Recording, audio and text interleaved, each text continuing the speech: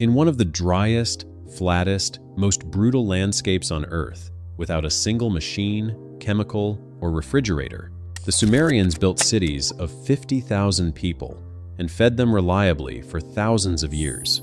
These are 15 of the farming techniques that made it possible, and every one of them has a direct modern equivalent that still works today.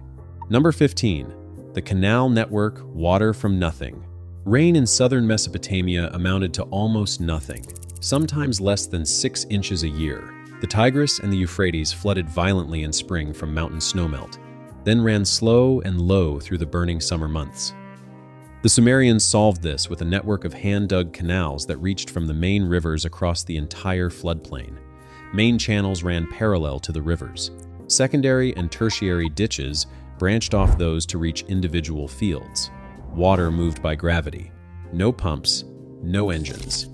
Only slope, clay lining, and constant maintenance. Modern drip irrigation and center pivot systems follow the identical logic.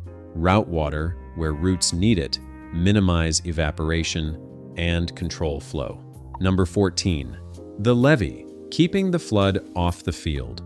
The same floods that supplied Mesopotamia's water also threatened to drown crops and wash away the carefully prepared seedbeds beneath them.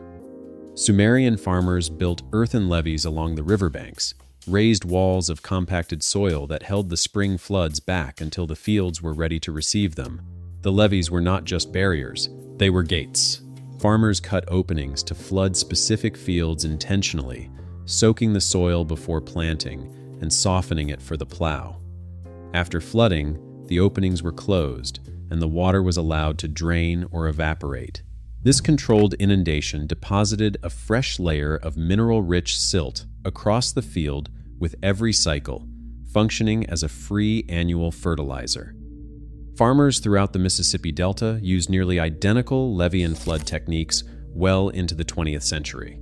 Number 13. The shaduf, a lever that lifted civilizations. The shaduf is a counterbalanced lever, a long pole pivoting on a wooden frame, with a clay or stone counterweight on the short end and a bucket or skin pouch on the long end. A single operator could lift roughly 2.5 cubic meters of water per day, enough to irrigate a small plot without canals, without animals, without any power source, but the operator's own weight working against the counterweight. The earliest known depictions of shadufs appear on Mesopotamian cylinder seals from around 2200 BCE. The device spread from Mesopotamia to Egypt to India, where versions of it are still in daily agricultural use. In American terms, it is the original hand pump irrigation system, and it costs nothing to build from locally cut timber. Number 12. The ard plow, tilling with oxen. Before the plow, soil preparation meant attacking the ground by hand with hoes and pointed sticks. The ard, a simple wooden scratch plow pulled by a pair of oxen, changed farming irreversibly. It could break up and aerate far more soil per day than any number of hand laborers, and it opened furrows deep enough to expose moist subsoil while burying surface weeds. Sumerian artwork and cylinder seals from the 3rd millennium BCE show oxen pulling ard plows with farmers guiding the handles. Around 2000 BCE, Sumerian engineers added a seeding tube directly above the plowshare, so grain dropped into the open furrow as the ox walked. That seed plow invention may have doubled planting efficiency in a single stroke. The combination of tillage and seeding in one pass is still the operating principle of modern grain drills. Number 11. Barley, the crop that could survive anything. Emmer wheat and einkorn grew in Mesopotamia, but barley became the dominant crop because it tolerated what others could not: dry heat, alkaline soils, and rising salinity. Barley's short growing cycle meant it could reach maturity even in the harshest, driest years. It served as currency, as rations, as the raw material for beer, and as the staple food of ordinary Sumerians. The Farmer's Almanac, a cuneiform text dated to roughly 1700 BCE, contains detailed instructions for barley cultivation, including precise directions on soil flooding, drainage timing, plowing stages, and protection from birds. Modern drought-resistant barley cultivars, used in low-water agriculture from the American Great Plains to North Africa, are direct descendants of the genetic selections Sumerian farmers made 6,000 years ago. Drop a comment and let us know where you are watching from today. Whether you are out on a farm, tending a backyard garden, or watching from a city apartment with dirt under your fingernails, we love hearing from this community. Number 10. Fallowing. Letting the land breathe. Sumerian farmers knew that cropping the same field year after year without rest destroyed its productivity. They practiced deliberate fallowing, leaving fields empty for a season or longer, allowing soil microbes to recover, organic matter to accumulate, and salts brought up by irrigation to leach back down. Cuneiform agricultural management tablets document fallow rotations alongside cultivated field records, confirming that fallowing was organized at a state administrative level, not left to individual farmer discretion. Modern organic farming recommends the same practice. A field left fallow with a cover crop for one season recovers nitrogen, improves structure, and reduces pest pressure in ways that no synthetic input can fully replicate. Number 9. Crop rotation: barley, legumes, and the cycle of soil. Alongside fallowing, Sumerian farmers rotated crops between cereals and legumes, particularly lentils and chickpeas. This was not random. Legumes fix nitrogen from the atmosphere through their root systems, replenishing the nutrient that grain crops consume. By alternating barley or wheat with lentils or chickpeas, Sumerian farmers maintained soil fertility over generations without any added chemical inputs. Their fields also grew onions, garlic, leeks, lettuce, and dates, a diversity of plants that reduced pest buildup and improved overall soil biology. The principle of nitrogen-fixing crop rotation, rediscovered by European scientific agriculture in the 18th century, was already standard Sumerian practice 4,000 years earlier. Number 8. Dung fertilization, the original soil amendment. Livestock and agriculture were inseparable in Sumer. Sheep, goats, cattle, and donkeys grazed on stubble after harvest, and their dung was deliberately collected and returned to the fields as fertilizer. Cuneiform records document the movement of animal herds across farmland in coordinated patterns designed to maximize manure distribution. This closed-loop system, in which the waste product of the food animals fertilized the grain that fed both animals and people, maintained soil, organic matter, and microbial health over long periods. Biodynamic and regenerative farmers in the United States practice the same integration today, rotating livestock across crop fields after harvest and crediting it with measurable improvements in soil, carbon, and nutrient density. Number 7. The Temple Granary, the world's first food bank. Surplus grain did not belong to individual farmers in Sumer. It flowed into temple granaries, enormous storage complexes managed by scribes and priests who tracked every sack of barley using cuneiform tablets. One of the oldest written documents in human history, a clay tablet from Uruk dated to roughly 3100 BCE, records the allocation of beer and bread rations. Workers were paid in standardized grain rations. The temple redistributed food to the elderly, to craftsmen, to laborers, and to the city during poor harvests.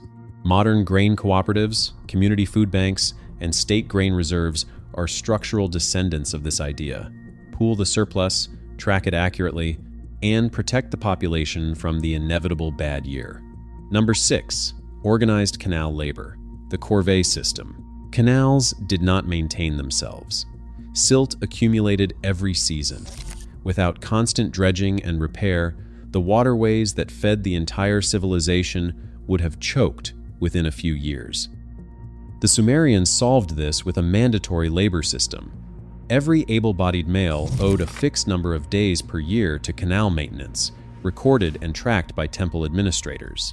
This coordinated public infrastructure maintenance produced a result no individual farmer could have managed alone. Irrigation districts in the American West, including the vast canal networks of the Imperial Valley in California and the Rio Grande project in New Mexico, were built on exactly this principle: shared infrastructure, shared labor obligation, shared benefit.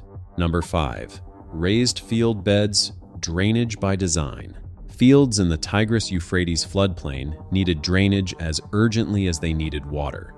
Waterlogged soil suffocates roots and accelerates salt accumulation. Sumerian farmers built raised planting beds with sunken irrigation channels running between them. Water entered through the channels, soaked laterally into the raised beds, and excess drained back. This system prevented standing water, kept root zones aerated, and allowed fields to be worked sooner after flooding. Raised bed gardening, now common on American homesteads and suburban vegetable plots, follows the identical logic and for identical reasons. The beds drain faster, warm earlier in spring, and support root systems in a way that flat, waterlogged ground never can. Number 4. The seed selection. 6,000 years of saving what works. Sumerian farmers did not buy new seed every season.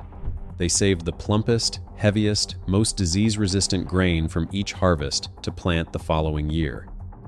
Cuneiform agricultural records show that seed grain was stored separately from consumption grain and tracked as a distinct category in temple inventories.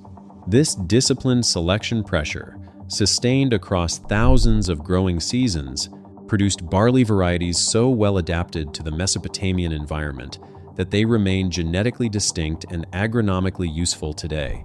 The modern practice of saving open-pollinated seed, central to heirloom gardening and small farm resilience across the United States, is the oldest agricultural technology that ever existed. Number 3. Beer brewing, the grain preservation system. Barley surplus was converted into beer on an industrial scale in Sumer. Beer was safer than water, calorie-dense, storable, and portable. Cuneiform tablets from the Lagash period document large temple breweries with detailed production records. Workers received beer as part of their rations alongside bread, oil, and onions. The Hymn to Ninkasi, a Sumerian Akkadian poem dated to the early 2nd millennium BCE, is simultaneously a prayer to the goddess of brewing and a technically accurate recipe for Sumerian beer. Brewing grain into fermented beverages served as a preservation mechanism that extended the productive value of the harvest far beyond what raw storage could achieve. Craft brewers working with heritage grain varieties today are in a direct and unbroken line with Sumerian brewers from 4,000 years ago. Number 2. Cuneiform record keeping, the spreadsheet that saved the harvest. No farming system operates at scale without memory. The Sumerians invented writing to solve an agricultural administration problem. The earliest clay tablets, dated to around 3000 BCE and now in collections including the British Museum and the Metropolitan Museum of Art, are grain allocation records, livestock counts, and field distribution documents. Scribes tracked every field, every worker, every sack of barley, every allocation from every granary. Without that record keeping, the redistribution system would have collapsed into favoritism and chaos. Modern precision agriculture, which uses GPS mapping, yield monitors, soil sensors, and satellite data to track every square meter of a farm's performance, is the 21st century version of a 6,000-year-old Sumerian clay tablet. Number 1. The lesson of salinization, the warning that still applies. The Sumerian system eventually failed. Not because the ideas were wrong, but because of one slow, invisible consequence of success. Irrigation water carries dissolved salts. When it evaporates from the field, it leaves those salts behind. Year after year, the soil grew saltier. Wheat vanished from southern Sumer by around 1700 BCE, replaced entirely by salt-tolerant barley, which itself declined in yield over the following centuries. Archaeologist Robert Adams and historian Thorkild Jacobsen documented this collapse in a 1958 paper titled Salt and Silt in Ancient Mesopotamian Agriculture, tracing it through the cuneiform yield records. Today, soil salinization from over-irrigation affects an estimated 20% of irrigated cropland worldwide. The Sumerians did not know how to stop it. We do. The warning is written in 4,000-year-old clay.